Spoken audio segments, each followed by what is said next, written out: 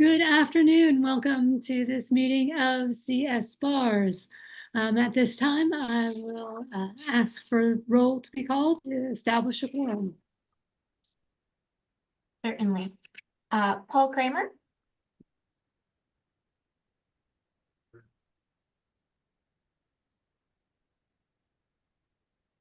Oh, sorry. Sorry, I'm here. George Leo. Present. Kevin Marshall. Present. Jessica Park. Present. Karen Travis. And Linda Keller. Present. We have a quorum.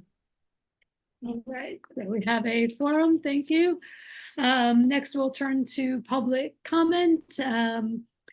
Public comment will be taken 2 minutes per comment. 4 written public comments were circulated to all members of the committee. If I don't believe anyone has signed up in advance to give public comment, but if there is anyone present who would like to be recognized to give public comment, please either use the raise hand function on Zoom, or if you're calling in, press 9 in order to provide public comments. Could I suggest that we go to 3-minute limit? Because that's what the Board of Trustees has adopted as a default policy for the bar, and we're trying to go that way at the bar examiners as well. Duly noted, but we have no requests for public comment today. There are no hands raised. Okay, great. Then we'll move on to approval of minutes. Do I have a motion to approve the minutes from our October 11th meeting? And please identify yourself when you respond.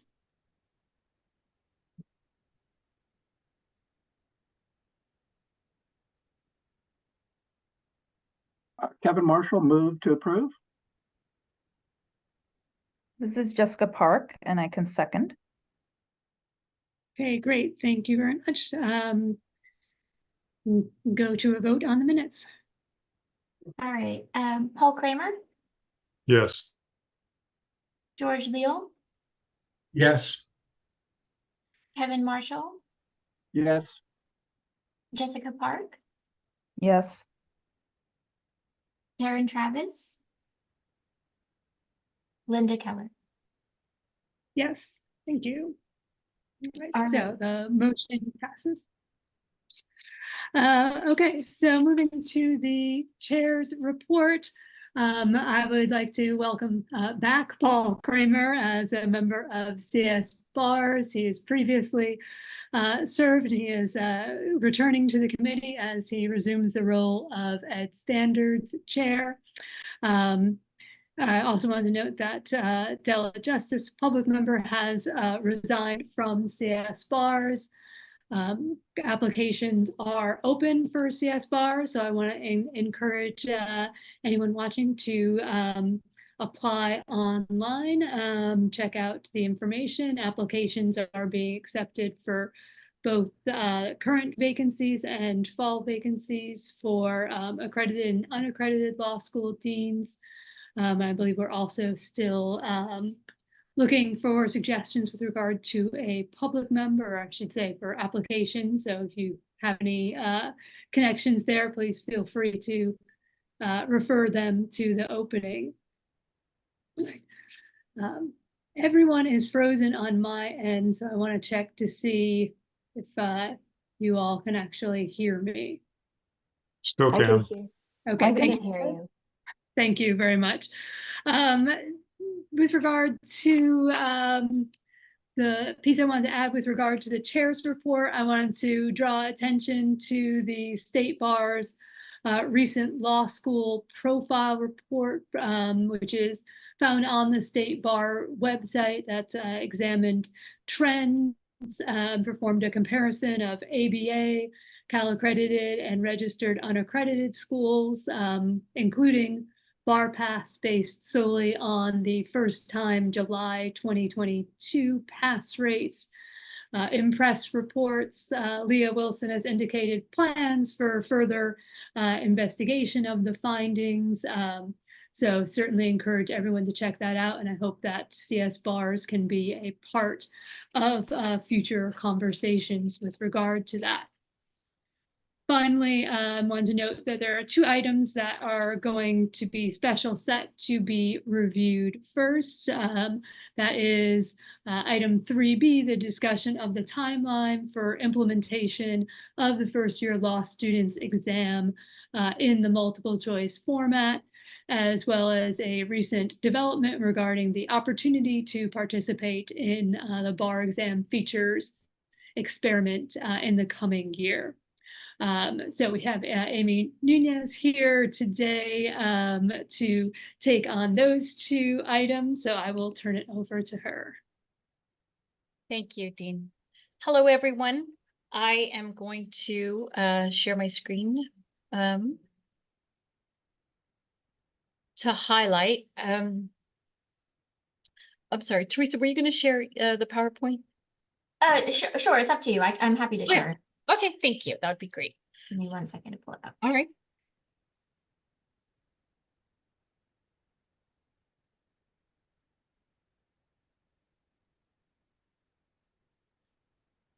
So the first initiative I'm going to discuss is the bar exam, the pilot of the California Bar experiment. I brought this to CS Bars, I think at the last meeting, or perhaps a meeting before that. And so this is an experiment that was conducted in October of this past year. And it is a result of an Access Lex grant that we received that's looking at 3 different bar exam features that are being studied with an eye towards exam development for the future California bar exam.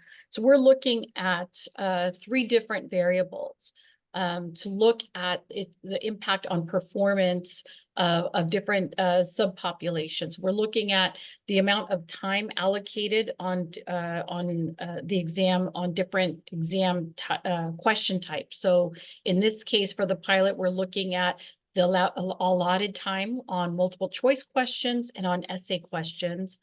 We're looking at also open book formats, and for the experiment, we looked at 4 different exam book formats, open book formats. So we looked at the use of Westlaw, of study notes, of open web, so people could use a web or open book, with the exception of AI or chat, and then closed book for the different options that were used.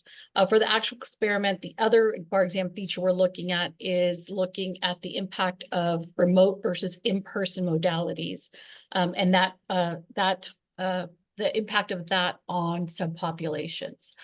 So for the pilot, we invited about 2,462 study participants, and a total of 171 participated. They represented 26 law schools across the state, and from ABA, accredited, and registered law schools. As I mentioned, it took place on the 21st of October. We anticipate sending results out between December 15th and the 18th. The participants themselves received an incentive of $50, as well as feedback, the feedback that they will be receiving on performance. The top 3 performers in each of the testing groups will also get $150 on top of the $50 incentive. In terms of the results, we are in the process of conducting analysis, and so we will learn more about that. But the idea of the pilot was to learn more about the participation rates and the logistics for the actual experiment. And so that actual experiment right now is scheduled or anticipated for spring, that is either April or May of 2024. However, we are also going to be sending a survey out to the law schools in California. We will be sending that out possibly next week, or we anticipate next week, because we've learned a bit that these dates might present a challenge to some of the law schools. So we're trying to find out an ideal date.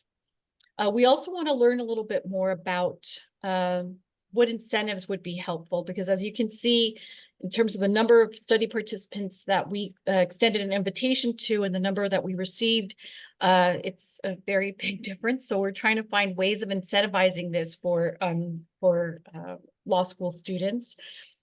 We anticipate inviting all California law schools for the actual experiment, and possibly even exploring the invitations to out-of-state law schools.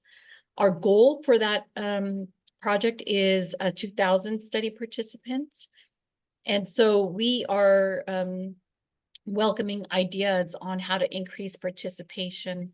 And for that initiative, all three variables will be studied. Like I mentioned, it's the time allocations, the various open book policy, open book modalities, and also a remote, and we're going to have an in-person component for that.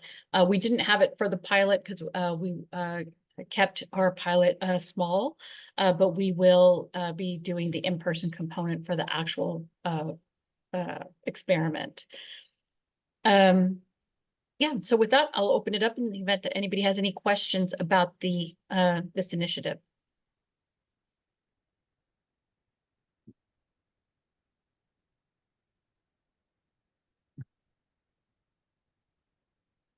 And Amy, to your question, would this be an appropriate time to also get some feedback from the group about timing and incentives? And I see Oh, yeah. several hands. Yeah, this would be a great time. Fantastic. Okay, Dean Keller.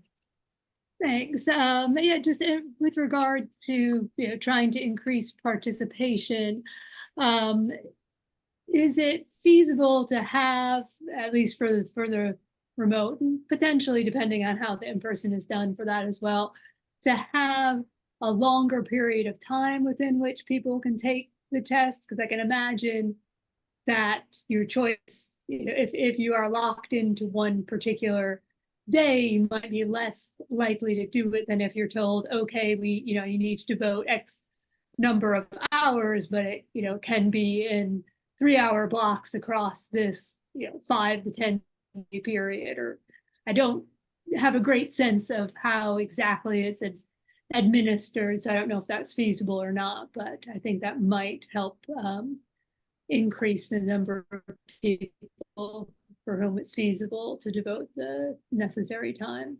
Okay, so one a thing that I have not clarified is that the exam itself was a 3-hour session of the allocated time. So it was not a 2-day session, or as our regular exam is. So it was a 3-hour, it was basically a morning session. It started at 10 a.m. And while some people were allocated a little bit more time, I think the maximum amount of time that someone took was probably 5 hours.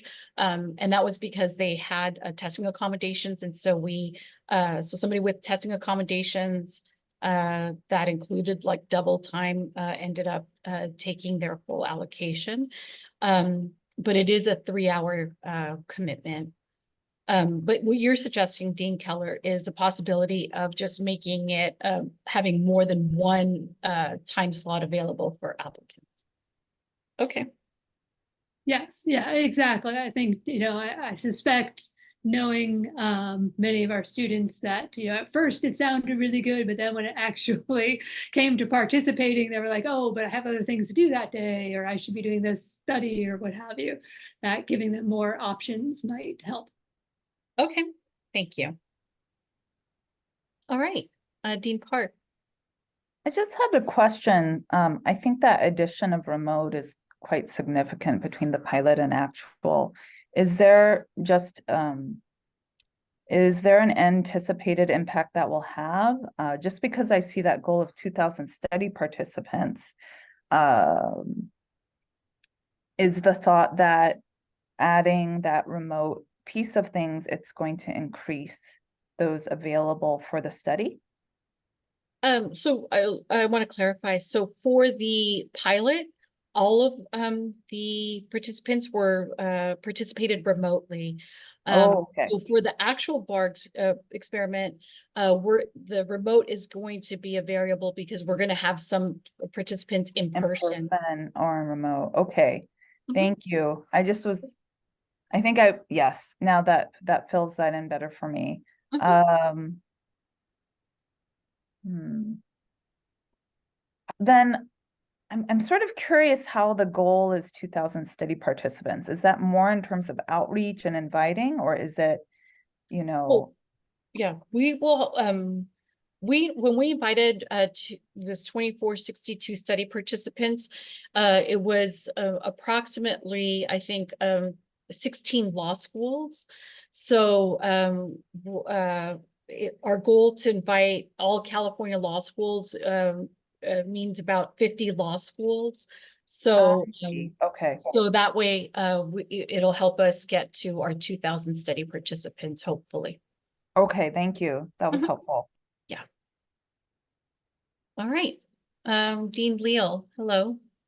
Hi. Well, with regard to incentives, I can think one that would be, I believe, wildly attractive to law students. And I'm not sure the folks down in eligibility would want to engage in this, but if they were given, anybody volunteering their time and effort for this incredibly important study, were given some added advantage or an expedited, once they get their registration in for purposes of signing up for the next July bar, I think you'd have quite a number. Now, again, whether that's feasible and something that staff would want to engage in, but I would bet virtually every fourth year and third year law student who might want to participate would love to have that, have a special code that when they apply would get them, if not like a Disneyland, if not to the right head of the line, at least give them a separate line to get into for purposes of having their registration for the bar expedited. Okay, so it's an expedited bar registration, bar exam registration. Right. Yes. I mean, whatever that might entail. Okay. All right. Thank you. Okay. Well, I recommend everybody stay tuned. Like I mentioned when I started, we are going to be sending out a survey to gather more ideas. Oh, Natalie, you have. Oh, I have a suggestion while we have this Okay. great group together. All right. What could we do to encourage you as deans and leaders of the law schools to bring this message to your students? And how can we make it something worthwhile for you to recommend to your students and just help support them at the time as the time approaches so that this time slot remains available to them, whether it's in terms of scheduling or the materials or what they can gain from it. We'd love to have your support in implementing this as well. Dean Keller. Yeah, so we pushed hard for people to participate, and part of the way we sold it was about the feedback that they were going to receive. And I don't remember exactly what happened, but I recall after the actual number of participants was known that the amount or type of feedback that was available to schools had to be scaled back. So maybe you could address what the expected feedback is for the actual experiment and how we might be able to make that seem particularly beneficial to current and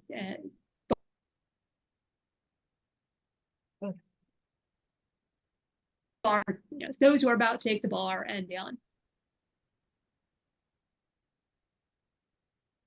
So Dean Keller, I think you got cut off a little bit, but from what I gathered, I think your question was what type of feedback study participants can anticipate that they will receive as in their participation in this experiment? Yeah, essentially, yes, thank you. Okay.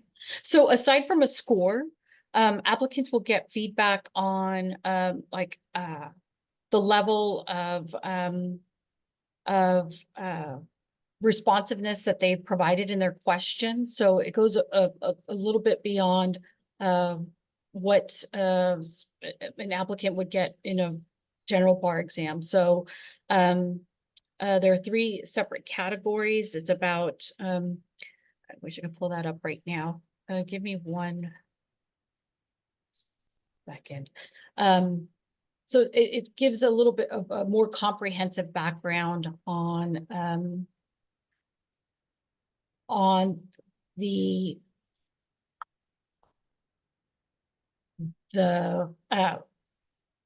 question, how much the applicant has answered in terms of the question. So I'll give you the categories that they are being the categories that they're getting feedback in. So give me 1 second.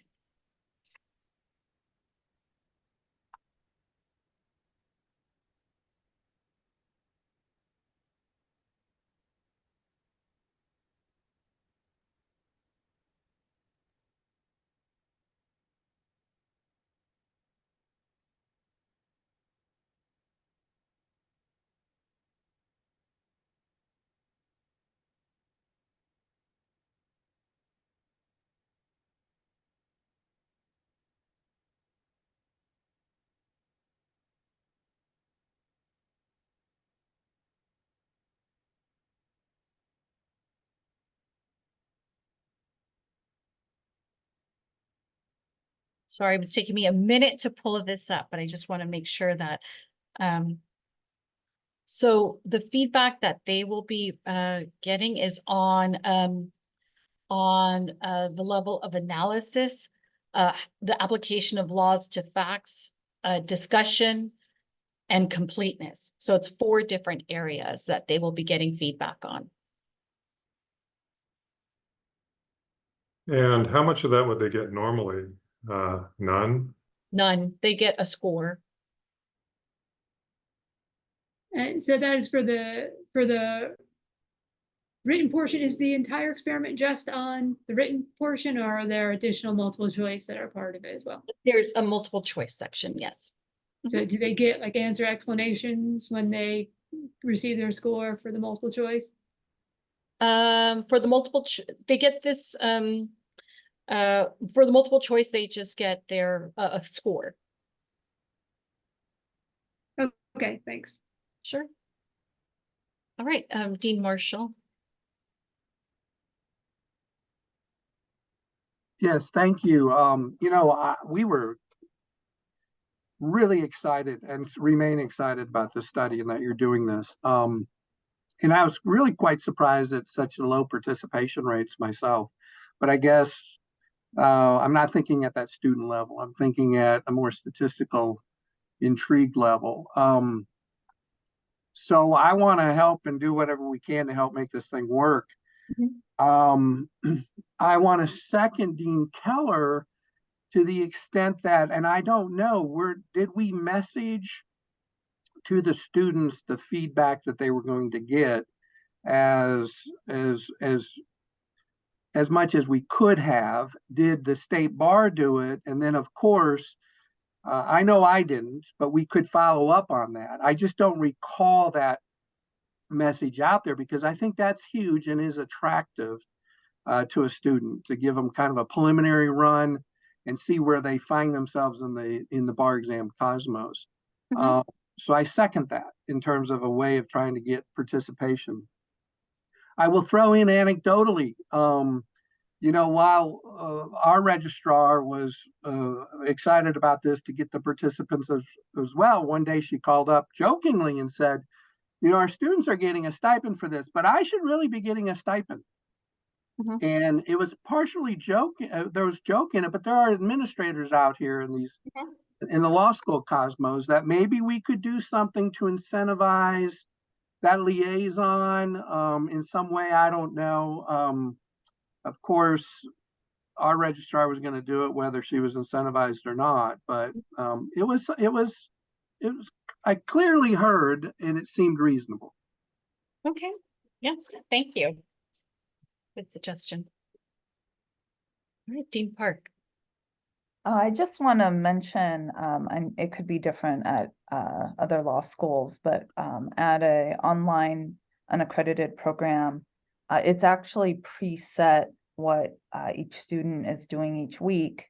And so I think being able to give input about the dates that this experiment is offered, or that multiple date suggestion, is very much something that would help students in our niche, because if there is a final exam set on certain days, there's very little wiggle room, especially if they're going to come to an end of a 52-week period, of how they can move that, I think, even if they wanted to join into a study.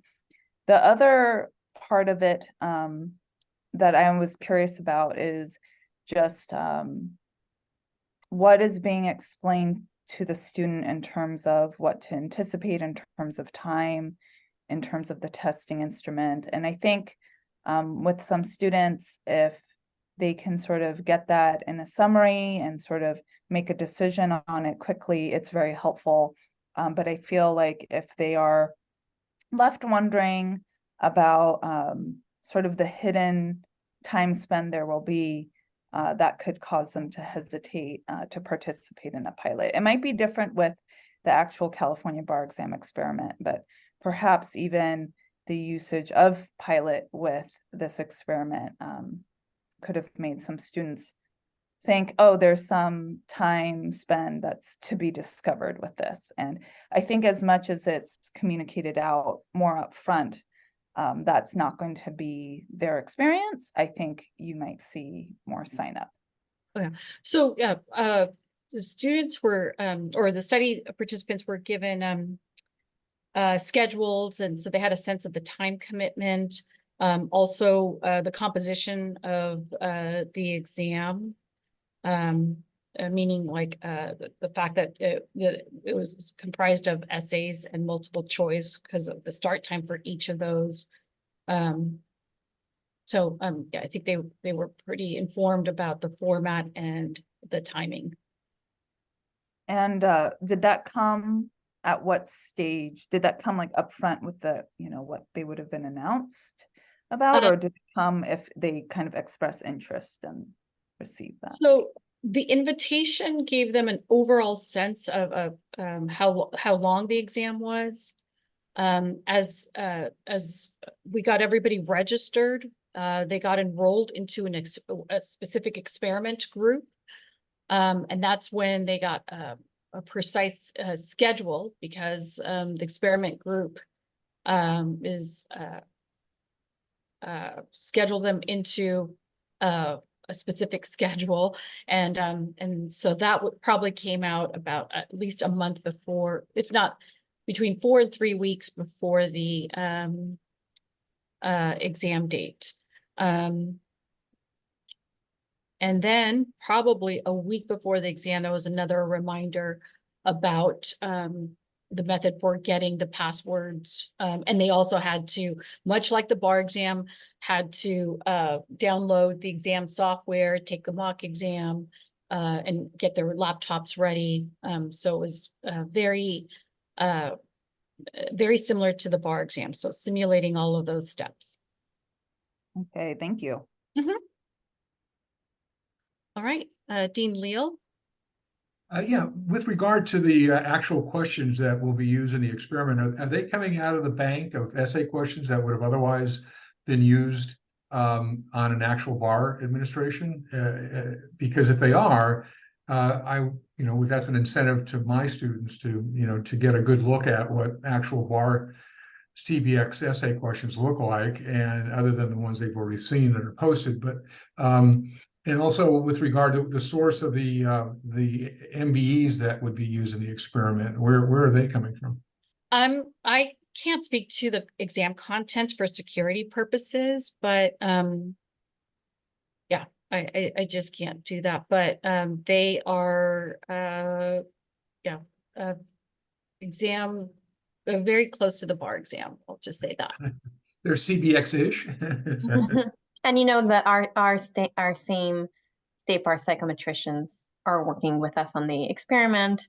So I think that the students in the experiment can feel confident about the results that they get and the preparation that it'll help, when they prepare for the bar exam. Okay, well, thanks for letting us know. Dean Marshall? Yeah, and I just don't recall, so I apologize, but are the students messaged and given a sense of the important work this is? That the state bar is really looking at fine-tuning the bar exam, as a quality metric and as an experience, and that they are going to make a meaningful difference in those decision makings. Yes, that is, oh, sorry. Go ahead. Yeah, no. That is the tone of the invitation letters about their contribution to the future or Okay. building the future bar exam. And it's a letter that is signed by Donna Hershkowitz, our Chief of Operations. So that is really what we highlight in our invitation. Okay, and I'm assuming, and I apologize again, I as a dean probably got a copy of that, which I could reiterate and really pile on and trying to get participation. This Yes. go around. Okay, We attached it to the material that we sent the deans, what the invitation letter Okay. content was. and then the last thing, then this is just an idea out there in terms of, getting participants. What's the timing for the feedback on this? And is this something that conceivably a school could roll into? For example, I have a capstone class here, and just have it as a part of that third year semester experience, as the many things they're doing kind of as they fine tune their legal analysis as they go out the building. I haven't thought of the ramifications of that or the consequences, but is that something that's worth a conversation? So you're suggesting, Dean, that you would want to potentially include this exam experiment as part of your capstone an assignment as part of your capstone project? I'm certainly willing to entertain that conversation. We're, like I said, we're going to send out an email survey, and the only way that would work is if the date that everybody suggests and we land on would align with your capstone project dates. Yeah, so assuming the date could work, I'm just thinking big picture from a bigger kind of best practices perspective from the state bar's perspective. Again, just an insight, a light twinkling through my brain as a possibility.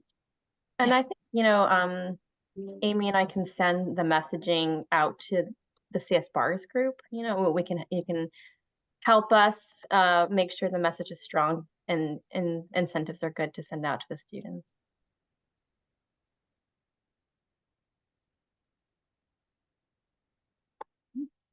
Dean Keller? Yeah, so I just wanted to chime in with what Dean Marshall was saying, and because it connects to my earlier point about the timing.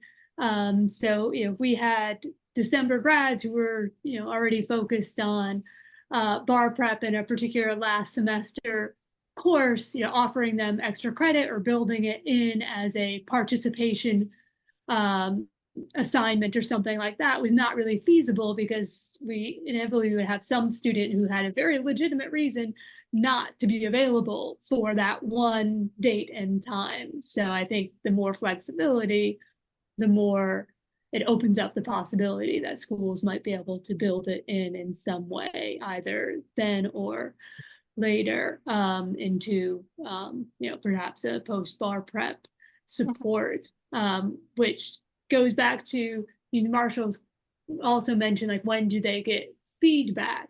Obviously, the more we can pitch that, you'll get this feedback at a time that aligns with your prep for the July bar, the better. But I don't know how, if you have 2,000 study participants, I don't know how long you anticipate it would take to get that feedback back to the takers. Yeah, I mean, it makes me think that if we had two separate cohorts, our grading process could go a little faster. So that we would have to think through that process, but because the way it's scheduled now that our grading really started in November, it's maybe like a 6-week process, but that's because we had some overlap with our first year law student exam that has the results releases tomorrow. And this exam, if it happens in April or May not have an overlap. So it could go a little faster, but again, this is contingent on how many participants we have, when it happens, and if there's any overlap with another exam. So there's a lot of factors to weigh out here, but I think it's a very thoughtful suggestion that we can see if it, we need to explore it. Okay, thank you. Dean Park.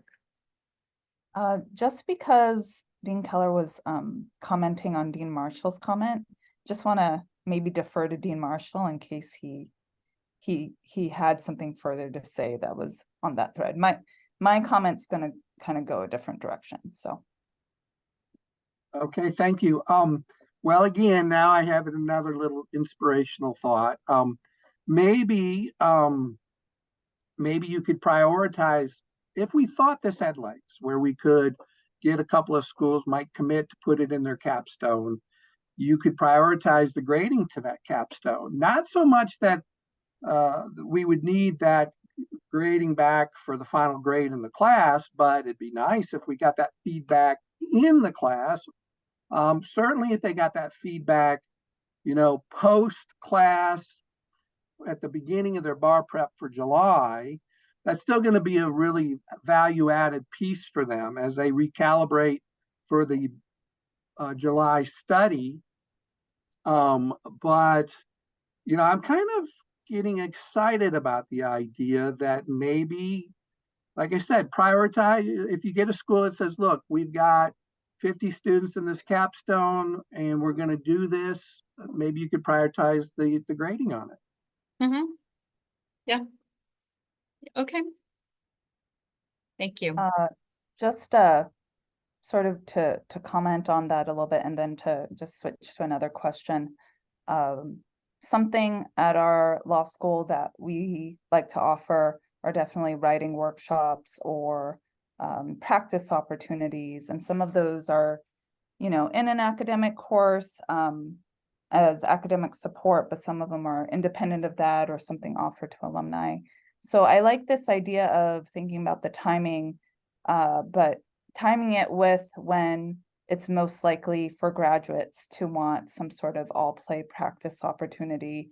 And of course, there's the experimental element to this. It's not quite just a practice opportunity, but the reason I mentioned this is I think at most law schools, in terms of what they offer students, they may be already publicizing about, the chance for practice opportunity or feedback in different ways. And so if this could be sort of a variation of that, that the state bar is doing, and, the way the law school can kind of, if they're already timing certain ways they would offer their graduates, writing practice opportunities, being able to say, maybe another stage to this or a spin to this is what the state bar is doing, and, keep that up, keep that practice up, but not have it sort of go so far that it's not making as much sense for them to be practice or doing something experimental before a bar exam administration.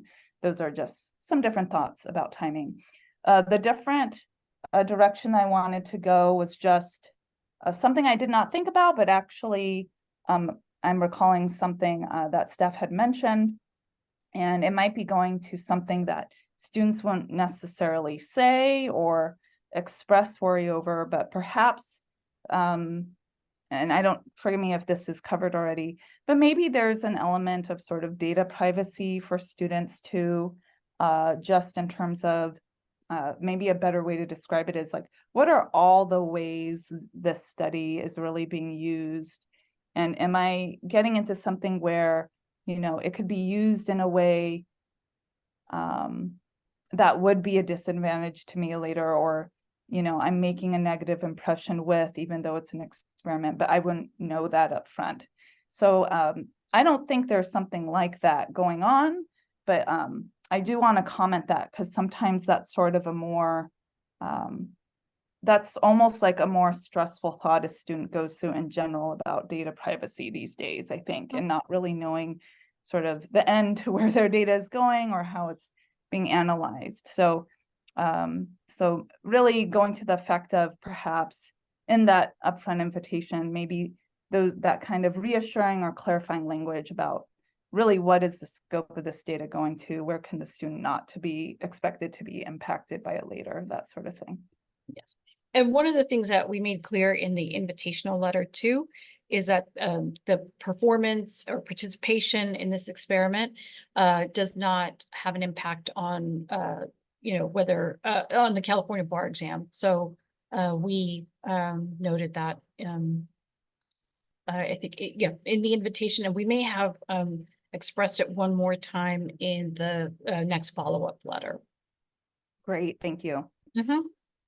And one thing that I want to make sure that I clarify too is the students that were invited to participate are those that have registered with the California State Bar. It is in the rules that students are required to register with the State Bar within the first 60 days of enrolling in law school. So those that have not registered will not be eligible. So I think it's something you might want to highlight with your students because that's how we determine eligibility. So if there's somebody out there, which I'm not suggesting is the case, but I just want to be transparent about our selection process. So that's how we gathered our sample.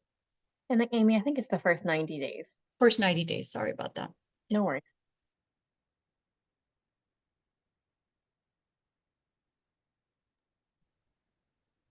Okay, thank you. Those are all great suggestions. We have a lot more to think about. All right, great. Thank you very much. Now we'll move on to your other item, discussion of the timeline for implementation of first year law. Okay, so as many of you have learned, the CBE voted to eliminate the essays from the first year law student exam at its October meeting. And also we brought the implementation plan to the CBE, and that was approved at the December meetings about a week ago. And so this is what the exam looks like at the moment. So the current version consists of 4 essays, 4 hours, a 4-hour session in the morning, and 100 multiple choice questions. That's a 3-hour session in the afternoon. The new version of the exam would consist of 100 multiple choice questions. There are a variety of tasks that are required in order to transition to a full multiple choice exam. And so one of the things that is allowing the implementation of this change by June 2024 is that we've already started some of the work when we started a refresh of some of the first year law student refresh of the questions occurred. Can we go to the next slide, please? So some of the things that have already been completed include this evaluation of the item bank. So we've already conducted, with the help of some of the deans, faculty, and administrators from some of the law schools, a review of the content map and of some multiple choice questions in the bank. And so that was conducted started in 2022. Some of that was completed in 23. As a result of that, some of the work came, the content map was updated, and that came to the CBE, and that was approved at the CBE meeting last week. The remaining tasks, we can go to the next slide, are the following. So we need to the blueprint review. So now that the committee has approved the content map, psychometricians and our EDGE team are going to reevaluate the items that we have in order to determine whether we have sufficient coverage and that we have high rating multiple choice items to ensure that we have appropriate coverage of the content map. And that goes hand in hand with a gap analysis. That is that we're able to meet the content map in our forms. In February of 2024, we're going to review our archival data. And that is where we evaluate our items to determine whether we retain, revise, or remove items from our bank. In March, we plan to draft forms and review those. Also, because right now our scores are comprised of both the essay and the multiple choice. They each comprise 50% of an applicant's grade. The psychometricians are going to have to conduct an analysis to determine what the cut score should be, given that it's going to be comprised solely of the multiple choice questions. And so the psychometricians are going to reevaluate that. The idea is to bring this to the CBE and to discuss the findings as well as the process that was used to get to those findings. The goal is to have that ready in March. So we can be ready to implement this in June and then ready for grading in July. Next slide. I think that's it. Are there any questions then about the implementation plan? Dean Leal. Yeah, a couple. With regard to the cut score, I don't know, but I'd like to find out whether, again, a lot of this is going to be behind closed doors. There's any discussion among staff, Dr. Bolus and the committee itself with regard to reevaluating the old cut score and how we would, this is a perfect opportunity to see about a new cut score that is frankly more realistic. You know, this discussion debate went on for quite some time with the bar exam, and very much to the Supreme Court's credit, they came to the obviously just and correct conclusion that the old cut score for the bar exam was needlessly too high. And I would argue that this very same arguments and the very same benefits that would flow from a reevaluation of the cut score of the first year exam would, you know, is a good idea, is necessary, and I think would go far in terms of promoting the state bar's expressed, you know, DEI agenda. So I don't know, is that something that's going to happen before the exam is administered in June? Well, we just went through our planning session last week, and we looked at projects that the committee is interested in tackling in 2024, and that is one of them, is to revisit the cut score for the first year law student exam. So that is something that will be taken on in 2024.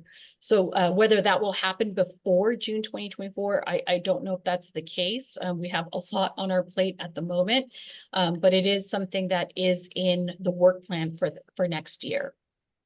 Yeah, I saw that. So the answer is it won't happen in time. Won't happen in time for June of 2024. But you know, Dr. Bolus's the report that he presented publicly, I think 2 meetings ago, was, you know, very, very interesting to those of us who, you know, are very involved in schools and programs where the first year is huge challenge for our program and our students. And you know, he came to, I think, the clear conclusion that the score needs to be evaluated. I hope by now, you know, his findings, given the depth of his data and all that, would play a big role in the committee's future deliberations. I have another 2 questions. One's very small, and one, Amy, we've discussed in the past, and I have at times, several times, written to Lisa with regard to the instructions that the current or the prior exam has offered in terms of the torts questions. And I don't know, again, for purposes of a new format, a new exam, is there any effort in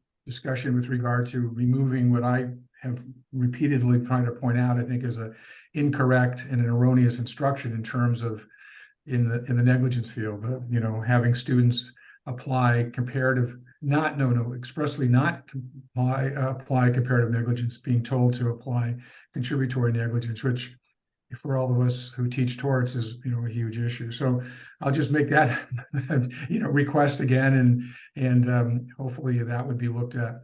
And the third is, and I don't know if you can say anything, I was surprised to find out that, Lisa Cummings is no longer involved with the education, in the Office of Admission, no longer principal analyst with regard to examinations. So is there someone who has taken her position already? That this is such a pivotal time for this exam. Again, it's the first time in 40 plus years that the committee has directed time and attention toward the first year exam. I would hope that, frankly, it's, I think, a huge loss to the office that her expertise after over a decade of administering the first year exam is no longer available to the committee. So to the extent that you can say who's behind the scenes, who's going to be providing some insight and advice and counsel to the committee would be Yes. So we do have someone. So Adrian Galong, who has been overseeing the legal specialization exams, is stepping in. So he's been serving in that role, I guess, for the past week or so since Lisa's departure.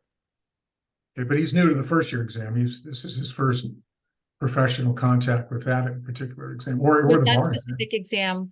But he has been with legal specialization, I believe, for about 6 years, and working on the legal specialization exams for at least 4.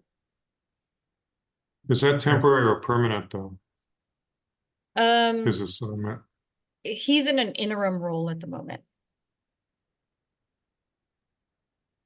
Okay, well, thanks, Amy. Appreciate the Sure, the no information. problem. Thank you. Jessica or Ms. Dean Park, sorry about that. Thank you. I think I had 2 questions. And I'm going at this just, having talked to different exam repeaters so for first time takers, of course, it's just, the fear of having, a new exam coming and a new format and, not really having as many people to talk to about what's coming up ahead. And that always will happen with an exam bank transition. But, repeaters as well, I think, just that feeling that it is a new playing field potentially. What would you, has there been thought for, this demographic that really is affected by this change? Kind of what materials or samples are going to be given to them to give them a picture of the testing instrument that's going to be used for them in the future. And I ask this because I remember with, for example, the civil procedure MBE questions, right, being added to the multi-state. I remember that time period and, kind of the natural nervousness that people would have that an aspect of the exam is changing. And I remember the state bar at that time either, noting what the NCBE had or, considering other ways to sort of help those exam takers know what they're coming up against. Is there any plan of discussing timing for that kind of option, to give to those exam takers that will be you really facing a different version of the test? So when you say a different version, you're just referring to a full multiple choice exam? Yes. But I also see from what's on the schedule and calendar, and I remember being I was very happy to be part of that review of multiple choice questions, but I came away from that thinking that there were going to be some adjustments. So, and as far as I understand, this is an exam that's going to multiple choice only, but beyond that, there is considerable revision going on with the multiple choice questions as well. If that's not the case, I'm happy to get that clarified, because honestly, that has been sort of as participating in those studies, I think that's definitely been something raised. What would be the outputs of just that review with the deans and faculty invited? Mm-hmm. You know, I think that the intent, you know, was to ensure that there was proper alignment, right? Within each of the content areas and the subtopics within each of the content areas.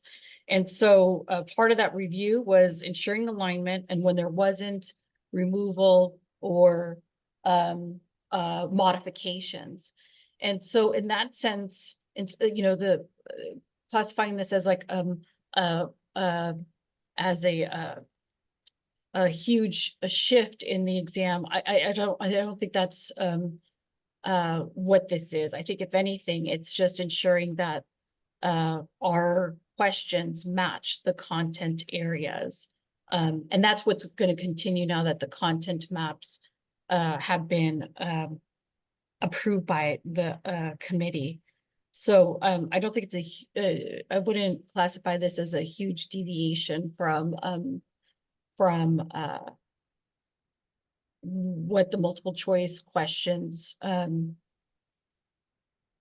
are, or what they should be. So what I would recommend is how people have been studying for the multiple choice is how people should continue studying for the multiple we choice, can, like prepping in each of the areas. Sorry. Oh, no, I'm sorry. I think that since the content map review that was done with the help of some of the faculty present, and we can, as we move toward the new exam, publish those content maps on the first year website so everyone knows what's going to be covered.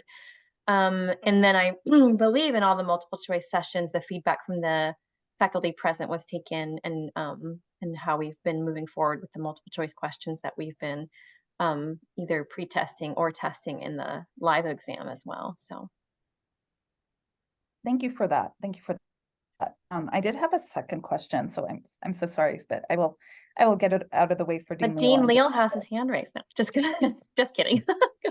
I know, I saw it. I'll be quicker with the second one. I was curious, and again, this was a question posed to me by students because they are very inquisitive, right? When they can see something change up for them.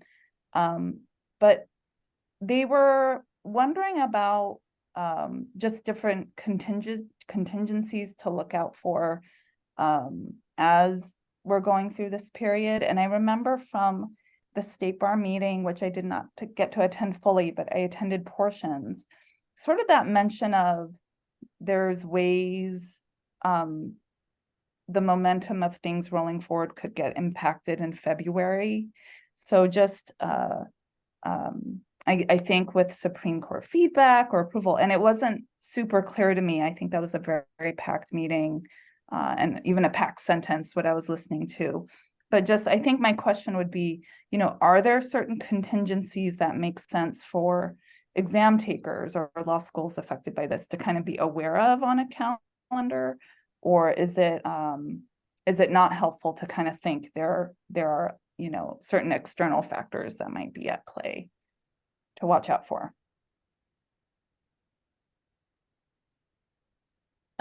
Sorry if that's a messy question. I think I heard it from a student. I was like, oh, I don't know quite. You know, I don't know if that'll be something the State Bar even covers and information, right, about the baby bar upcoming. So Dean Park, I feel like the question's so vague that I'm not, I need a little bit more specificity. Oh, So okay. you're talking about the February exam? that- No, oh, Okay. sorry. No, I'm talking The about the Feb- baby bar. Okay, Yeah, the and the baby bar. baby bar being multiple choice only for Okay. June 24. So that whole schedule and timeline we just covered. Okay. But is there a possibility, for example, in like the many things the Supreme Court is deciding this spring, that will cause a change in timeline or any? Oh, are you asking like that- prioritization and workload of the Committee of Bar Examiners and the Office of Admissions? Would that change the timeline? Is that your question? Yes, just like, is there a certain contingency of like, that might change it from June to October, or like, is that Yeah. possibility there at all? Yeah, there could, that possibility exist. And if Okay, that was the case, we would just keep the exam in its current format until we're able to make that shift. If there was any setback in that transition plan. okay, thank you. Sure, That's for really example. Thank you anything- for helping me with my Oh, yeah, worded question. yeah, Thank no you. problem. Like if there was any setback, for example, if the cut score required more time than we anticipated, or that analysis, needed a little bit more time, whatever the case might be, that is the backup plan. Thank you. Sure. Okay, Dean Leo. Well, a couple things. First, this is, I guess, a great opportunity for me to say what I had hoped to say earlier, which is I was very pleased and fully support the committee's action to modify the exam as they have. I don't think we had an opportunity to weigh in or provide any advice, and it apparently didn't matter to the committee. I think at least, and I believe Dean Park would agree with me that I think this is a great move. The implementation is, to my mind, a bit problematic, and what you just mentioned is a good example. I mean, we have a 15-week first-year boot camp that's going to start in February, and now we're going to revise it, in line of what we think is going to happen in June. And if in March or April or May, you come back and say, "Oh no, we're gonna go back to the same format. We'll have 4 essay questions." Well, that puts my students at just an incredible disadvantage, and we need to know as soon as possible. And I, again, speaking frankly, was shocked that this was anticipated to happen as early as the June administration. I would have thought that the October administration makes a whole lot more sense, given all that that the committee and staff and the psychometricians need to do. And it's an issue of notice. I'll give you another example. The exam is the last Tuesday of June. With my program, my first-year students who take the exam in June would start their second-year classes, not knowing whether they passed or not, in the second week of July. And one of the benefits that I heard expressed was that results will be issued much quicker, given that there's no longer essays to grade. So, that's a good thing. And the sooner my students find out that, unfortunately, that they did not pass, the sooner that they would drop out of classes, on my recommendation to, again, concentrate and get prepared for the next administration in October. So, notice the earliest you can tell us when it's definite that something's going to happen. Yes, the June exam absolutely is essay free, or will only be multiple choice. It handicaps us tremendously in trying to work with the bar and try to educate our students, and we're on the same page. We want our students to succeed, and kind of getting them prepared to take an exam that's very much up in the air is difficult at best. And again, the other point I have made and will make again is just the importance of the first-year exam to my program and the rest of the registered schools. It's a huge challenge to our students, and I'll be blunt to say that there's almost an implicit bias in terms of what the exam means to schools, and everything from the attrition rate. I read very closely all the bar's report that's now online, and when you get to issues of attrition, again, I didn't see anything. Of course, they refer to the fact that students at registered unaccredited schools are required to take the first-year exam. Nothing is said about the obvious impact on our attrition rates, because I can guarantee you that if all students at ABA schools were required to take the first-year exam, the ABA attrition rate would be higher than it is today, and that goes even more so for the Cal accredited schools. If every student at every Cal accredited school was required to pass the first-year exam, their attrition rates wouldn't be what are currently posted. They'd be much closer to what ours are. So, and I'm not asking, that's not going to change. I'm not here advocating that it will. I know that won't happen for lots of reasons. But to the extent you can help us, help our students, pass this exam, I hope you will. Understood. Okay. I'm so sorry, I am raising my hand, but Okay. I just had two quick points. I just wanted to agree with Dean Lill on talking about the timing of like review prep and what type of prep to be giving our students. I was also surprised about the June 2024 administration date being when this is going to be implemented. But, same position of just when talking to students or staff, should we cover both bases, those sort of things. The reason, though, I really raised my hand is also just to bring up a point, not to say it's something to change, but just a logistical thing that maybe other schools might not be as aware of.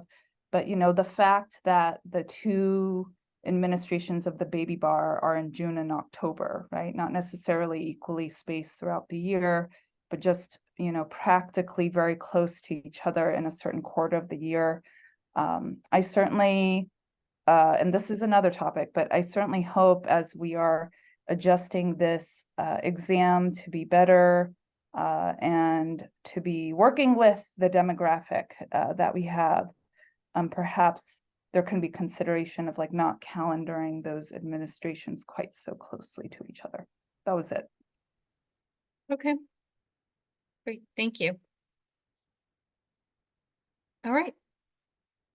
Any other thoughts or questions? Okay, well, thank you, everyone. This is a lot, and I will keep everybody updated in upcoming meetings and on both of these initiatives. Okay, great, thank you. We'll certainly keep an eye out for the survey and other information with regard to the experiment. And I should apologize, I keep turning my camera off because my internet connection is weirdly terrible today. So I'm just trying to keep connecting you all from freezing on my end all the time. So we will turn next to staff reports. I believe Natalie is going to start off regarding the scheduling. Sure. So I know that the members are well aware of this, but we wanted to make sure the public knew that in 2024, the schedule for CS bars is going to be changing. And in the new year, meetings will still take place during the week of the CBE meeting as they have historically, but rather than Wednesday, the meetings will take place on Tuesday. We did a survey of the group, and this was the favorite day of the members. We asked that because under the new organization at the State Bar, Wednesday is a team day when everyone is in the office. And so we have certain group meetings on that day. And part of those group meetings is to put together the best quality products for you. So we want to be able to take advantage of that time, but also to have a robust CS Bars meeting at a time that works for everyone and is helpful for the CBE. So thank you to everyone who voted in that. And for those members of the public who are in the audience, we'll be posting an updated calendar soon. If you have already signed up for updates, you will automatically be getting the updates as to the new schedule as well. But just please go ahead and mark your calendar for 2024. And thank you to everyone here for your patience in having this meeting on this Thursday this week. We did it primarily to give time to talk about whatever the committee may decide with respect to the first year law students exam. And you can see by the depth and breadth of that discussion, it sounds like that was a very good decision, and I would greatly appreciate these questions and this feedback. So any questions or thoughts about the schedule or the logistics?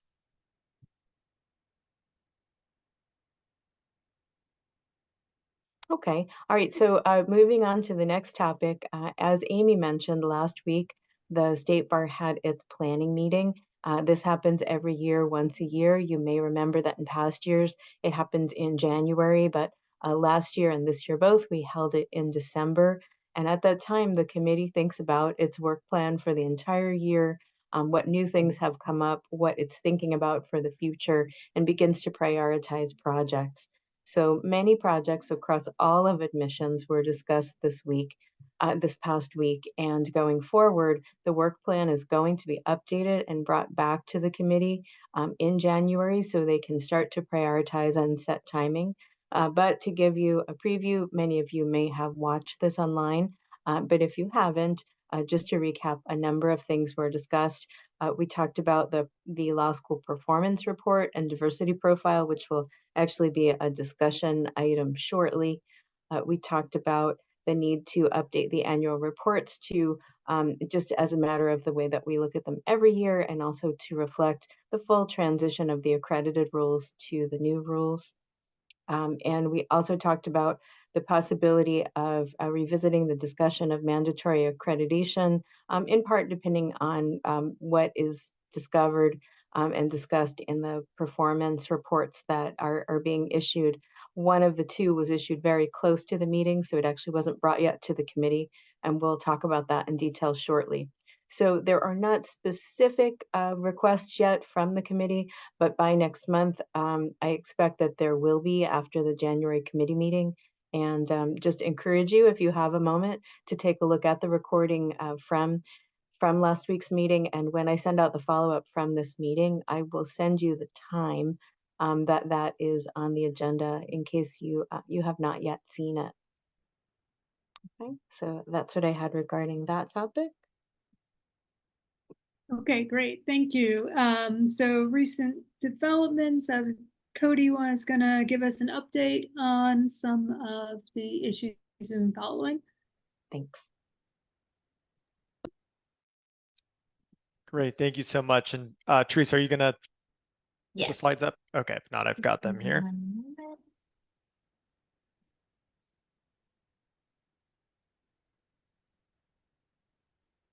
Thank you very much. Great. Well, I'm bringing today an update related to our work around rules revision. As you all know, this work was in full stride throughout 2023 and continues into 2024. As a quick reminder, at the September 2023 Board of Trustees meeting, admission fees were approved. And at this most recent November 2023 Board of Trustees meeting, we had some great progress and made on testing accommodations and examinations rule revisions. Those are now to go to the court for approval. And as a reminder, those rules really focus on streamlining the TA application process and requirements. So to George's point earlier about DEI efforts, this is a great initiative. We have going to the January 2024 CBE meeting, rule revisions discussions around the practical training of law students, law office study, and moral character rules. In January, in that month as well, at the Board of Trustees meeting, the board will be revisiting the law school fees rules, the modified proposal. March 2024, looking at that board meeting, we turn back to the practical training of law students rules, law office study, moral character, also some revisions around MJP, FLC and OSAC, and lastly, exam administration and Chapter 6 rules. And then looking towards later in 2024, we'll have eligibility rules revisions headed to the Board of Trustees meeting. And I do want to note in reference to the January 2024 Board of Trustees meeting and the law school fees, that modified proposal was posted for public comment. A big thank you to all of those who submitted public comment, including a letter received by the California Accredited Law Schools and several members on today's call. As you know, we review all public comment as part of our ongoing discussion. Your input really is invaluable in helping us to understand the questions and concerns, and it helps us truly inform the board as those conversations and discussions continue. So that's just a quick update regarding the year ahead with relation to rules revisions. Okay, thank you. Any questions on this update?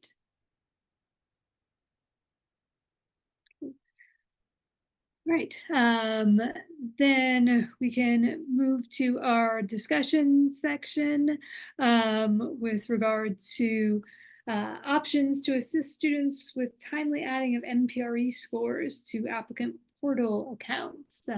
Natalie. Thank you. So the reason that this is a discussion, even though it is somewhat ministerial, is that we do need your help to figure out how to help all students regarding this. One of the requirements for admission and licensure in California is to take and pass the MPRE. And if students and later applicants have registered within the 90-day period at the time that they take the MPRE, they can request that scores be sent to California, and without any other action, those scores will be attached to their portal accounts that they've already created. And when that happens, there's no problem, and that's the most ideal.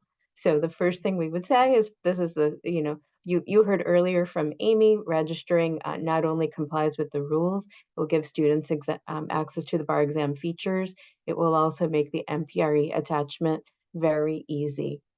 For a small group of students, we have this scenario. If they do not register in time and they later take the MPRE before they register, then there's not a way for us to attach the score, even if they've sent the scores to California. So stay with me on this. There is a lot of detail, but it's very important, and it could delay someone's licensure, which will have great impact to them at the end. And we'd love to prevent this in all situations. So even if they've taken the MPRE and said, yes, you can send my scores to California, because we don't have a registered portal account for them, we don't have a place to put it. And as a result, it sits in the large file from the NCBE and it's not attached. So imagine that a student takes the exam in 2023, then later in 2024, they register just before the bar exam, they take the bar exam, they pass on their first try. There's not a way to automatically attach the MPRE score once they do register. They have to actually contact us and say, hey, I've already sent it to you. This is when I sent it. This is the exam that I took. Please attach it. And we will search for it in the file and we will attach it.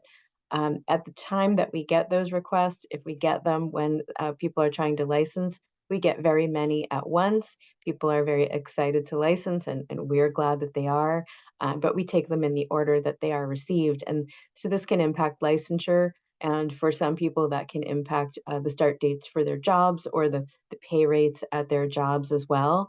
So sometimes people think, well, I've registered well after the deadline, but it is here and the state bar will have an automatic way.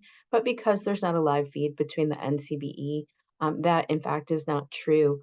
So was everyone aware of that? Is that new information?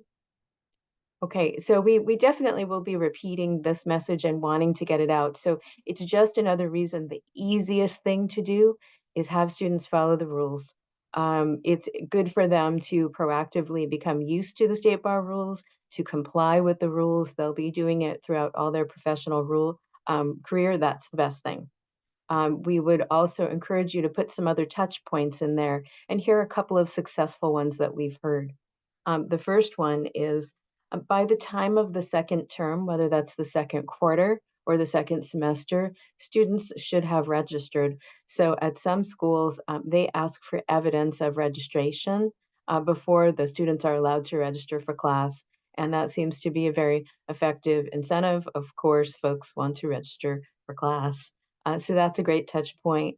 An additional touch point is the professional responsibility class, because for many students, they take that class as part of your curriculum. And then very soon thereafter, they take the MPRE. So inserting it into your professional responsibility curriculum, hey, as a reminder, have you registered? Do you have a portal account? If you're not sure, can you log on to the state bar? If not, here's where you would go. You want to do this before you take the exam. that's another great way. If they get all the way down the road, having taken the exam and requesting the scores before ever registering, they will need to send a general request to the State Bar and ask for that for those scores to be attached. They can ask the moment they have registered. They may, in fact, not find out later. What will happen from the student's point of view, we do tell them on our website, we do tell them in our FAQs, we do tell them what to do, but they see their status screen and they become frustrated. They say, hey, wait, I took the MPRE, I passed. When I look at my status screen, it says I haven't taken it yet. And so we want to avoid that frustration and let them enjoy the progress they've earned, and that's how they would do it. Any thoughts or questions about that? And the source of this actually came from our Attorney Resources and Consumer Records group that's putting this together. We just did a recap with them after this past admission season, and it was the #1 question that they got from people related to that MPRE. So no matter what the size of the group is, it's the size of any that's non-zero, it's bigger than we would like. And I think that we are all on the same team as far as helping folks. And I think that addressing those 3 points within the first 90 days before they register for the second term and when they take professional responsibility will really help them to have a great experience. Okay, so thanks for letting me share that message, and we will continue to repeat it, near exam times and etc. And we appreciate your help in getting that into orientation, student documentation, etc. So thank you. Thank you, Natalie. Okay. All right. Right, Great. so go ahead. No, sorry, you go ahead. I think you're getting ready to introduce the next thing, and you've got some special reasons why we're bringing it back. So I'd love to hear your point of view.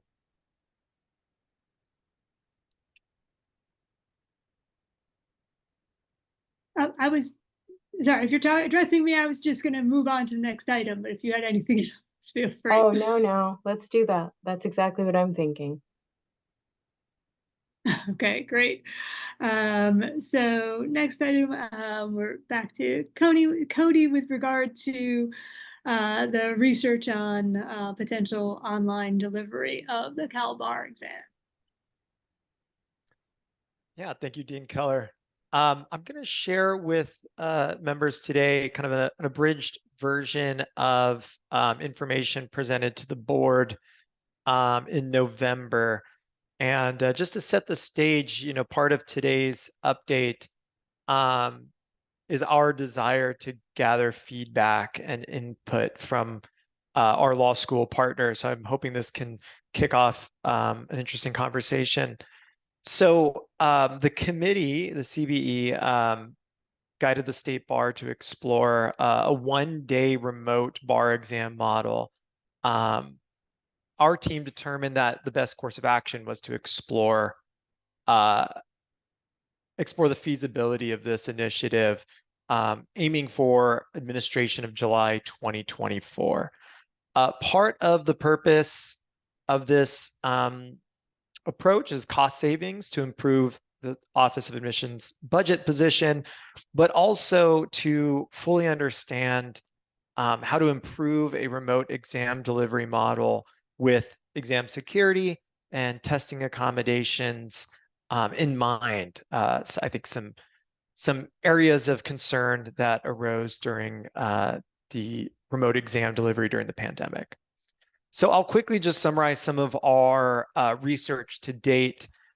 We conducted an analysis of the State Bar's own data from post-bar exam surveys and exam outcomes, and found that in general, there's no statistical difference in performance between those who are administering an exam in person or remotely. So that gives us like a really good foundation from which to further investigate this approach.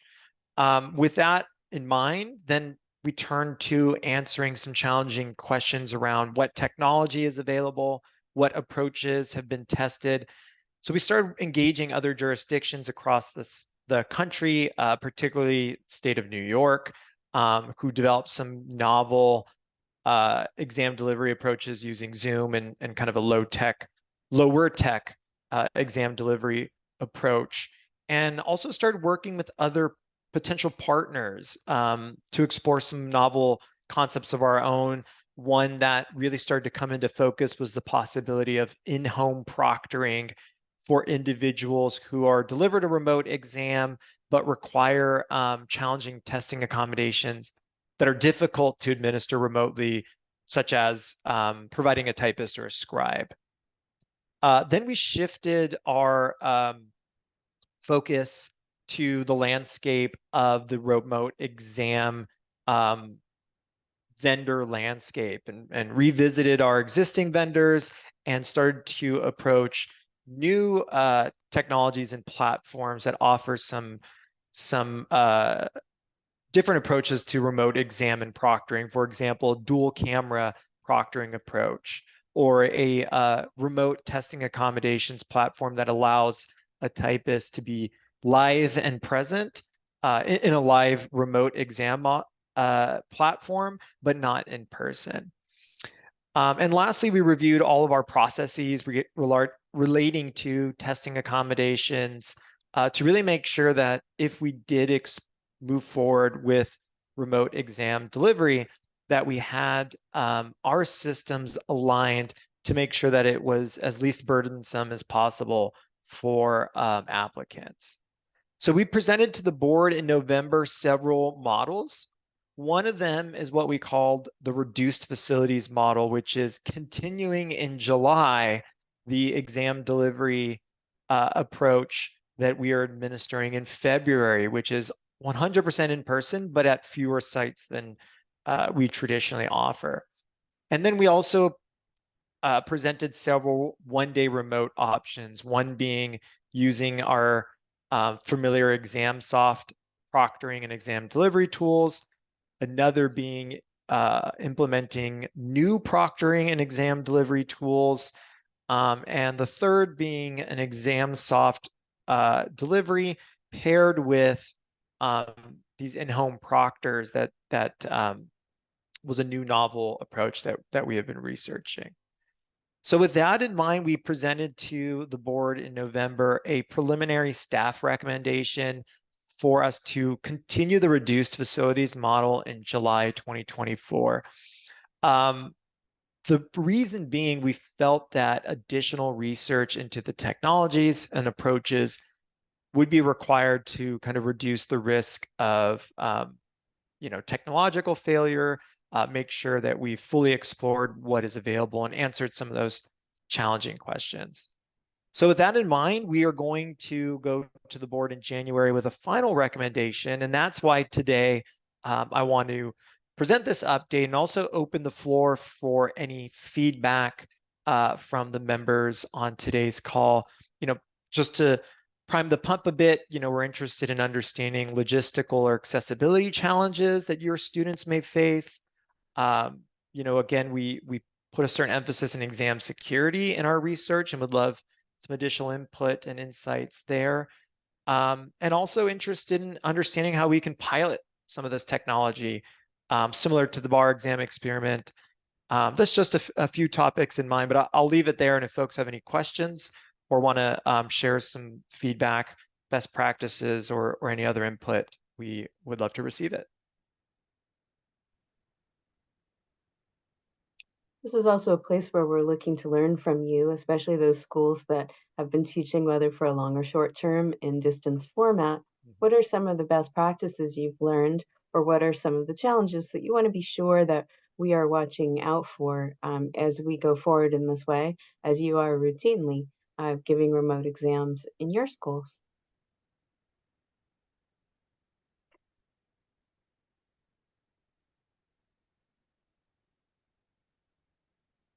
I see Dean Park. I just wanted to comment that it's definitely easier and less stressful for exam takers if you are giving them, especially, you know, repeaters, thinking about first time takers and repeaters, if you're giving them a modified version of what they've seen before rather than something something very new or something that's going to feel like there is a steeper learning curve. So just my quick input on the preliminary staff recommendation, that idea of reduced facilities, out of those within the timeline, seemed like that at least seems to be working with something familiar but scaling down. And if that leads to less stress and less challenge for exam takers, I definitely think that's a good idea, just given timelines.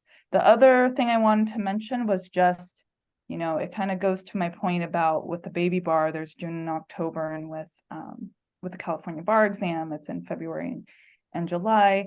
It does seem like if there's going to be more experiments, that period of time between the July 2024 bar exam and the February 2025 bar exam is just more generous, I think, in terms of times or different things to experiment with and learn from, compared to you know, between February and July. So those were my comments. Thank you for that feedback. And I want to just underline received on the familiarity for students. I think we've certainly heard that, you know, obviously the in-person delivery is familiar, but also as we think about potential technology platforms, which are the ones that students are already exposed to in their legal education experience. So it's really helpful. Thank you. And I think, Dean Leal, I think you've got your hand as well. I do. Thank you. First, I, of course, strongly support the idea of a one-day remotely administered exam because of the logistical benefits that flow from that. But in saying that, and then looking at this other point that you'd have reduced facilities for purposes of applicants coming and taking the MBEs, and I understand and know why that has to happen. But I would encourage you strongly to perhaps have focus groups, is just look at the practical logistical challenges that applicants would have in a situation like that. If they're wherever they're taking the exam at home remotely, that's great, but they're going to be taking the exam, they're going to finish at say 5 o'clock on day one, and now the closest facility that they must now go to in terms of taking the MBEs the next day, if they're in the LA basin or the Bay Area, or perhaps remotely they're in, you know, in a small county up north here in California, they've got to get in their car, and if they're in LA, drive through rush hour traffic, perhaps because they're likely going to spend the night in a hotel, so that they can show up hopefully rested to take the toughest part of the exam, the MBEs, the very next day. And that's just one example of the bar being sensitive to the realities that applicants faced in terms of these adjustments. So, you know, a focus group or some kind of surveys done in terms of, and the last point would be, since the bar is saving money in a significant amount by having remotely proctored day one, I think that argues in favor of having, you know, more, not fewer facilities available for purposes of their having to come and in person take the second day or the MBE portion of the exam. So I saw that in terms of the first year exam. I had my students, you know, were because they thought they had very few facilities. They were faced with very long commutes trying to get to a location. And of course, they did what I recommended and what made sense, which is to go and get a hotel and spend the expense and go someplace, so they don't have a long commute. So just look at the practical challenges that any of the applicants are going to face when if you break it up that way and have one day remote and one day in person. Thank you. I appreciate that. And I think related to your first comment, we are certainly trying to gain feedback from students themselves. We, ahead of the November board meeting, hosted a forum for individuals who wanted to talk about or share feedback related to delivering testing accommodations in a remote setting. And we're in the process of turning over all those stones that came out of that conversation. So dialogue with students, as well as school leaders is certainly part of this kind of last stretch of research. So appreciate that. And Dean Keller? Yeah, I'd just like to echo what Dean Leal said, and I understand that there was the forum, but the forum description specified that it was on testing accommodations for remote, which doesn't address any of the issues that Dean Leal just raised in terms of what is the timing going to be. If we're using the NCBEs, MBEs, that date is locked in for in person. So either you have some people who have to figure out a way to take a remote day if it's an adjacent day, which could mean lots of many logistical issues, or students takers are facing a scenario where there's a big gap between testing, which for many students is problematic on many levels. So I think that engaging students and recent graduates specifically on that timing and logistical issue would be really crucial going forward. Noted. Well, thank you. Those are part of the challenging questions we hope to address as we think about designing the model, logistics being one of them. Thank you for that.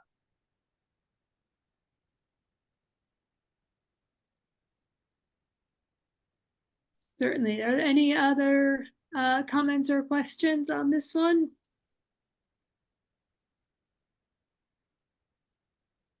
Okay, all right. Well, thank you for that, Cody. We'll now turn to further discussions on the law school performance report and future metrics and indicators. This is something that came before the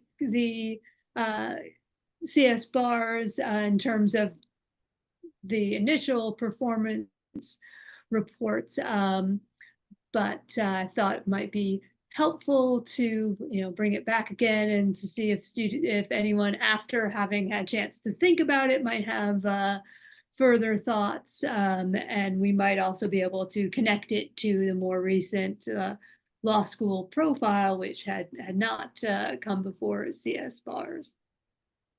So I'll turn it over to Natalie to start us off. Okay, great. Thanks very much, Dean Keller. So first of all, I wanted us to just recap where we've been, get used to the terminology, and know where you can find the resources, whether for discussion today and in the future, make sure that the public has access to those resources too. So the first report, the one that we've discussed before, and we'll discuss a little more today, is the Law School Performance Report. That report's material was taken largely from the annual reports that all law schools file, whether accredited or unaccredited, each year. And the idea behind that report is that it is somewhat of a status check, a pulse check that can be shared with the CBE and the Board of Trustees each year to help measure the contribution of both accredited and unaccredited law schools. The committee saw that report back in August, and then CS Bars saw that report in October, and it is posted on the reports page. And we sent a link previously. We'll send one again so that everyone can access. You can also go back to the August CBE meeting, and you can actually see the full discussion of that report with the CBE. When we met last time, members made a couple of points. One of them was during this period of time since the pandemic, there have been a lot of changes and there has been a lot of evolution in the testing program and also in legal education. So providing some waypoints that would advise the public and advise the CBE and the Board of Trustees as to these major events. So for example, when I don't think we have to tell anyone when the pandemic hit, but matching that to the data, matching key points, the allowances that were available at that time, talking about the allowances for the first year law students exam that were in place, et cetera, the advent of the provisional licensure program. Having that context might make it more useful to interpret the data. A second key feedback we got was to look at the placement data and to consider expanding that placement data, perhaps to also include salaries so people can understand what could be realistic going forward. This is also a moment where we could talk about additional measures or thoughts you may have had since that time. What are the things that you would want the committee and the Board of Trustees to know to fully understand the contribution that the schools are making?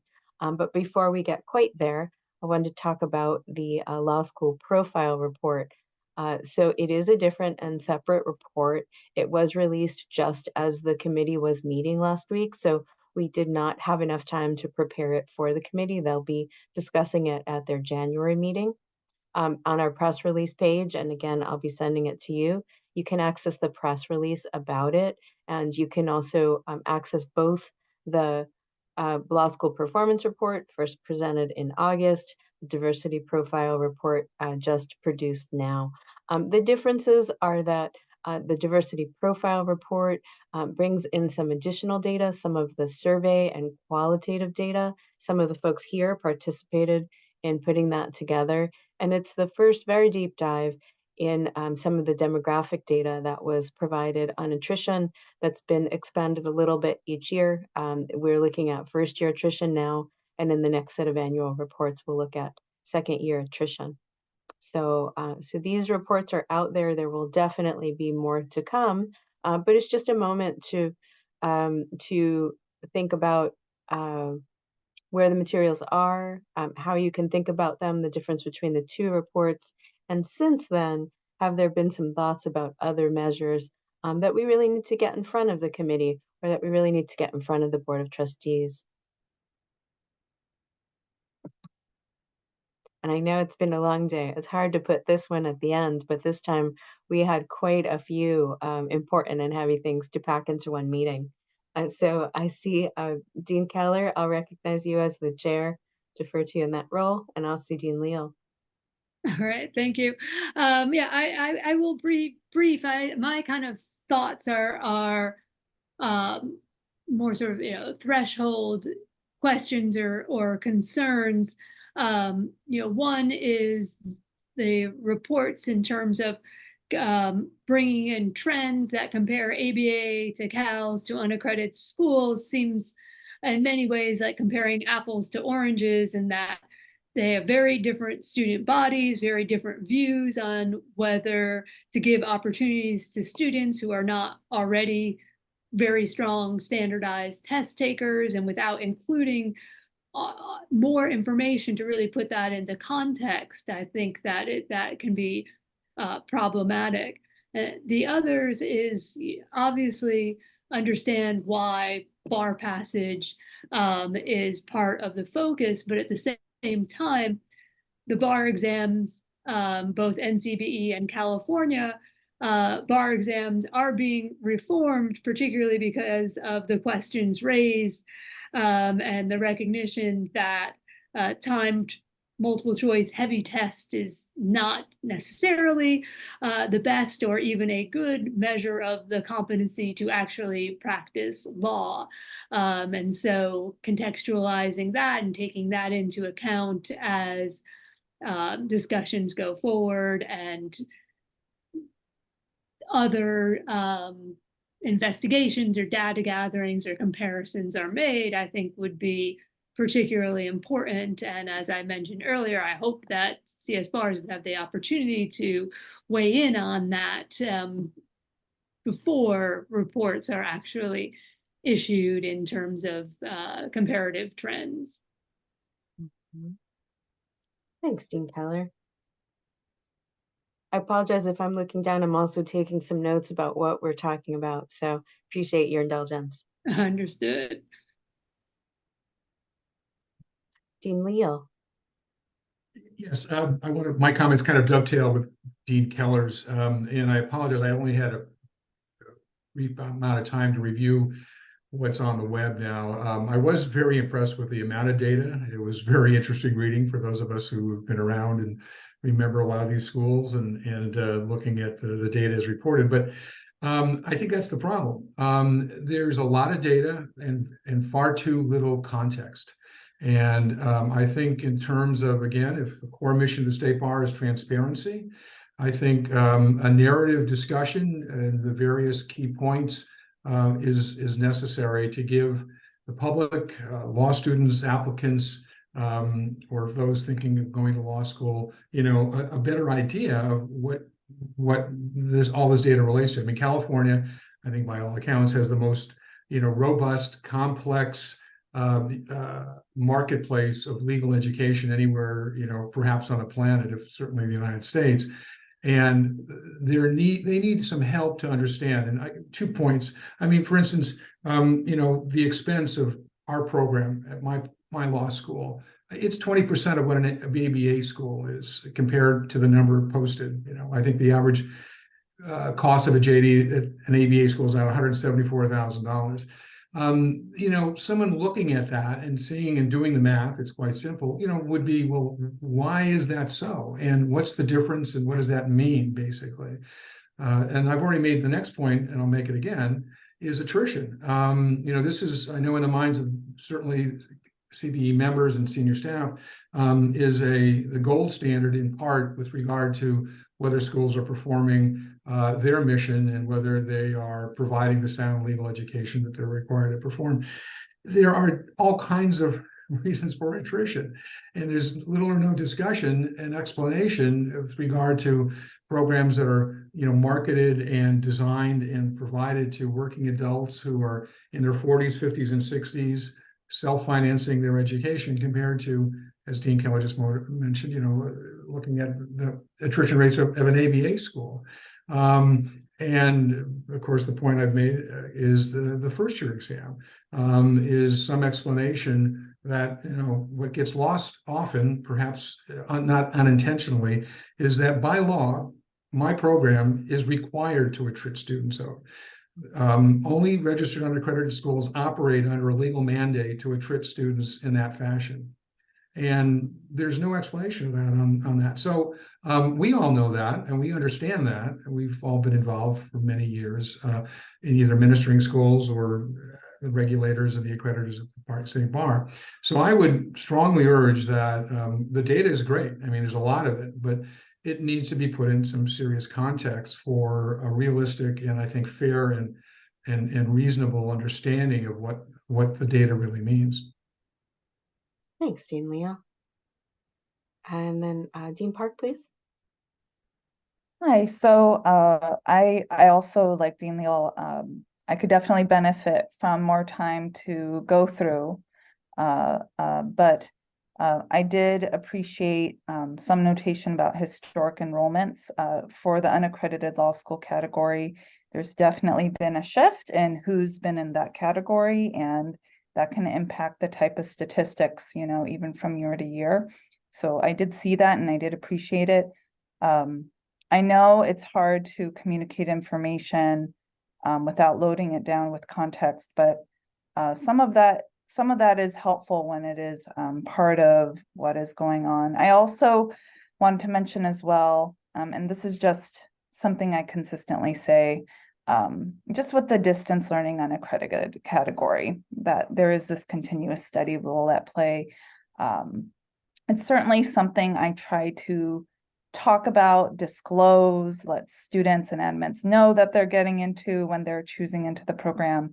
I think it can be helpful to have statistics contextualized with that, as well as what Dean Leal is mentioning with the baby bar, which we do have in common across the unaccredited category. But if there's any sort of sub-niche rules that also would go into an attrition context, I want to make sure that it's very nuanced, but I think it really does impact how some of these students can go through smoothly year to year. So thank you. Thanks, Dean Park. And just to be clear, regarding the profile report, it just hasn't been presented yet to the committee, so it will come back to this group as well. Respecting your question about wanting more time with that, I appreciate your engagement. And Dean Marshall. Yeah, I just wanted to pile on a little bit about contextualization. And I'm not trying to blow my own horn, but I spend my life doing econometrics and data and forensic analysis. And we have a responsibility to contextualize data. And to not do that, I think, is an irresponsibility, because in some ways we're suggesting we're comparing to apples. And indeed, we're not, because ABA has a different accreditation standards that creates different outcomes, particularly with attrition. So I just want to pile on that to oversimplify a data comparison could be publicly irresponsible. Thank you.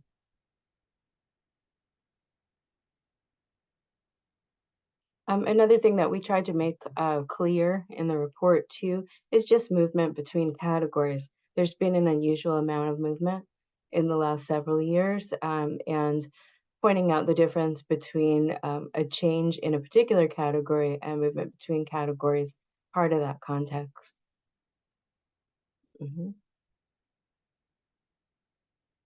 Okay, terrific. And Dean Leal, did you have another comment? Or is this To that point, and this isn't a nitpick, but that's perhaps an excellent example of what Dean Keller, Dean Marshall, Dean Parker saying is, and if it's there, I apologize in advance, but I know why, and we all know why, there are far fewer students at registered schools than there were 5 and 10 years ago. And there are fewer registered schools and more Cal accredited schools.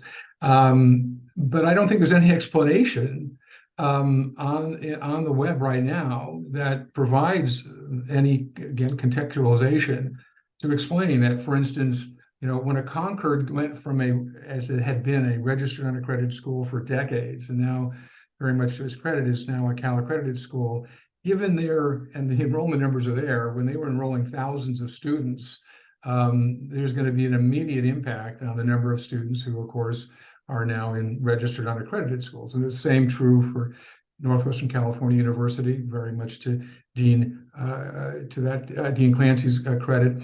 So that's just one example of, you could see those numbers and you would say to yourself, well, geez, why are there a fraction of number of these schools? It's got to be them. It's not the state bar. It's not, and there are obviously honest and very realistic answers to those questions. You don't see that, I believe, and if I'm wrong, please correct me, but that would be a great example of explaining why there are as few students in registered schools as there were 5 or 10 years ago. Yeah, the good news is the charts are footnoted. So for example, at the time that Concord moved, they had about a 250 student body.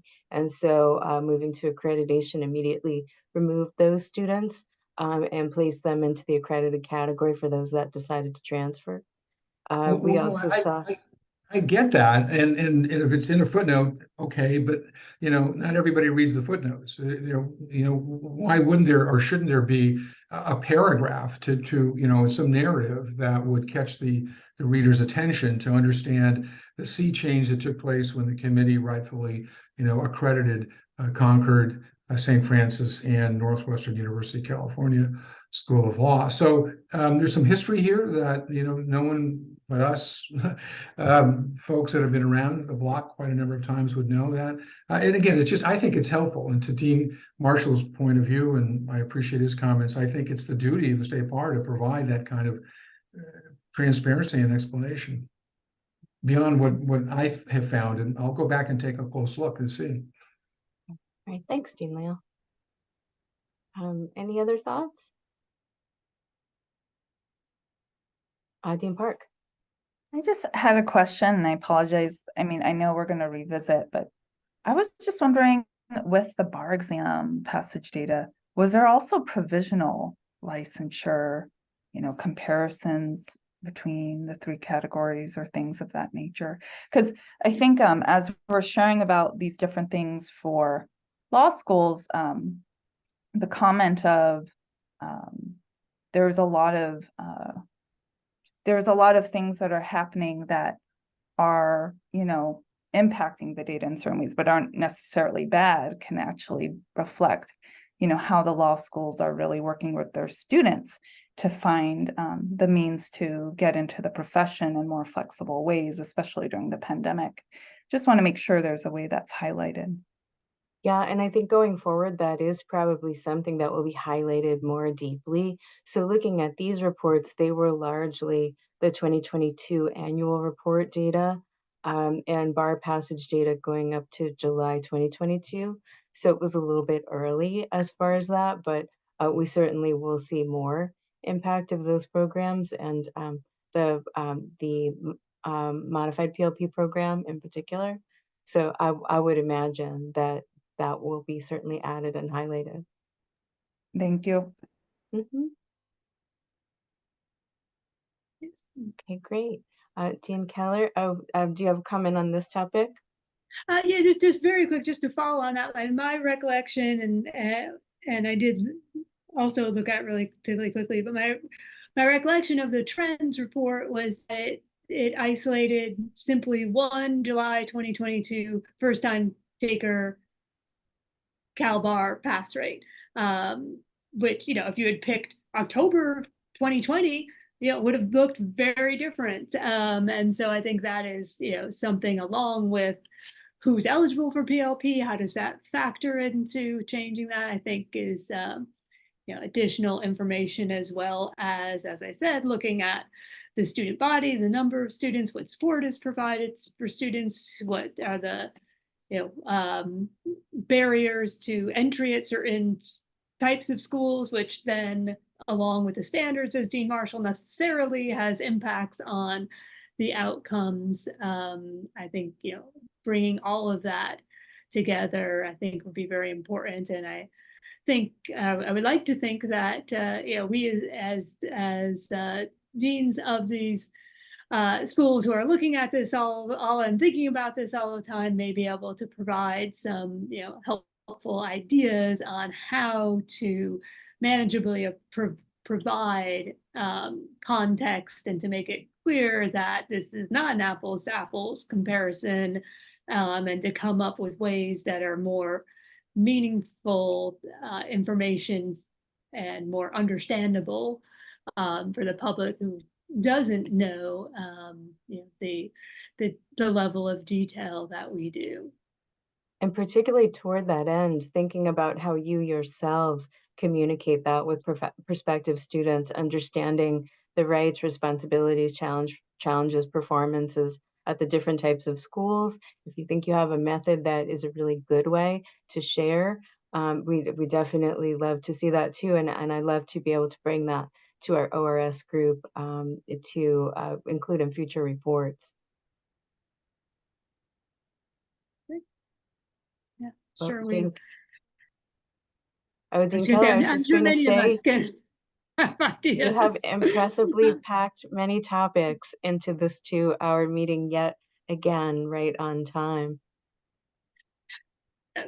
Yeah, thank you to everyone, and thank you for keeping on track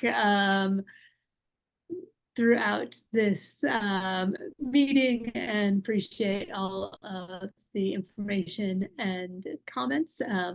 And in our last minute, I also want to thank everyone for all the work on the committee, and look forward to continuing to work with you next year's, and hope everyone has a chance for some rest over the hopeful, at least a slight break towards the end of the year.